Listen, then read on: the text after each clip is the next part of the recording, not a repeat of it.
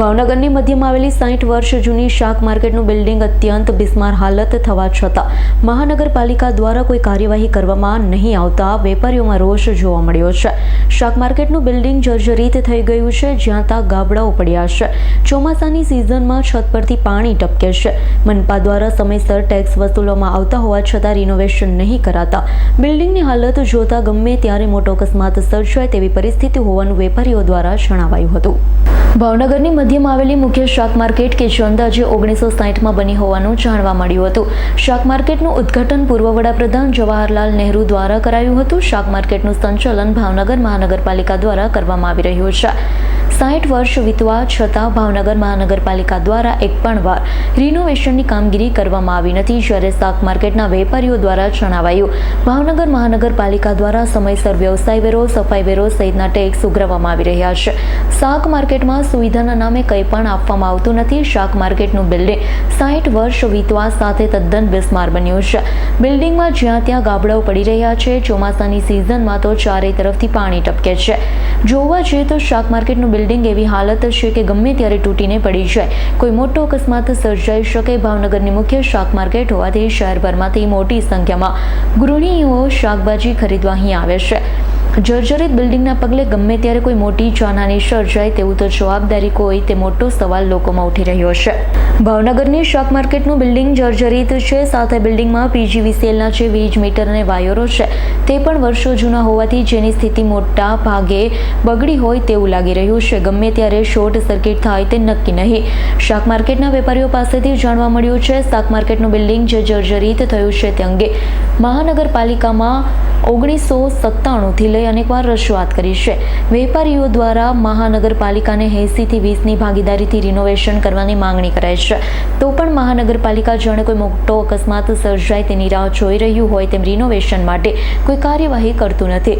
ખુદ ભાવનગર મહાનગરપાલિકા સંચાલિત જે શાક માર્કેટ છે તેનું બિલ્ડિંગ જે જર્જરિત છે તેને રિનોવેશન કરાવવામાં મહાનગરપાલિકા દ્વારા કોઈ કાર્યવાહી કરવામાં આવતી નથી। જ્યારે સામાન્ય લોકોના જર્જરિત બિલ્ડિંગ માટે તગડો દંડ સહિતની જોગવાઈ છે।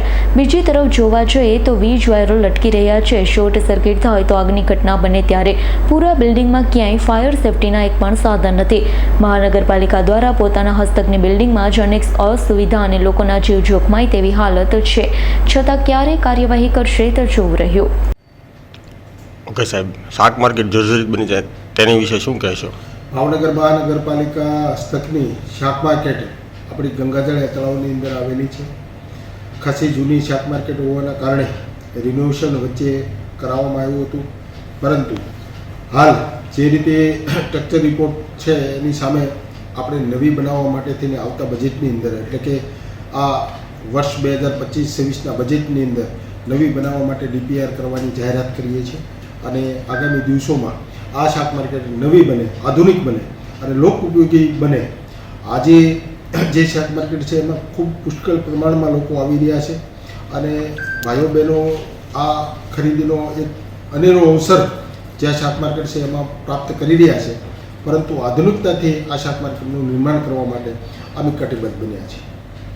અને ભરતનગર બગીચો વિવાદમાં છે, તેના વિશે શું કહેશો? ભરતનગર ગાર્ડનમાં જે રીતે ગુજરાત હાઉસિંગ બોર્ડ પાસે 11,300 ચોરસ મીટરની જગ્યા મેળવ્યા પછી બાકીની જગ્યા 9,000 ચોરસ મીટર મેળવવાની હતી, એ મેળવવા માટે કોઈ કાર્યવાહી ન થઈ હોય। ડીપીઆર તૈયાર કરી ટેન્ડર પદ્ધતિ કરી આખા કુલ 20,000 ચોરસ મીટર જગ્યામાં આનું પ્લાનિંગ કરવામાં આવ્યું છે। ગત કમિટીની અંદર એમાં ઠરાવ મૂકવામાં આવ્યો છે કે ભાઈ ડીપીઆર કઈ રીતે તૈયાર કર્યો છે। જ્યારે પરામર્શ સ્ટેન્ડિંગ કમિટી નથી આપ્યો તેમ છતાં ટેન્ડર કરવામાં આવ્યું છે, તો જે પણ જવાબદાર હોય એની સામે કાર્યવાહી કરવાની સૂચવવામાં આવ્યું છે। આ ઉપરાંત જે કામ થયું છે એ કામમાં જે બિલ ચૂકવાનું છે અને બાકીનું જે 44 લાખ જેટલું બિલ છે એ ચૂકવવા માટે અને બાકીનું જે કામ પૂરું કરવા માટે એ સૂચવવામાં આવ્યું છે। આગામી દિવસોમાં કમિશનરશ્રીની લેવલે જ બિલ માટેની જે ચર્ચા વિચારણા છે કરવા માટેનું સ્ટેન્ડિંગ કમિટીએ સૂચ્યું છે। આમાં કોઈ પણ દોષિત હશે કે કોઈ પણ ખામીયુક્ત કામગીરી હશે તો એમાં કાયદેસરની કાર્યવાહી કરવામાં આવશે। આગામી દિવસોમાં ભરતનગરનું ગાર્ડન પુનઃ લોકોના ઉપયોગમાં આવે એના માટેના અમારા પ્રયાસો છે।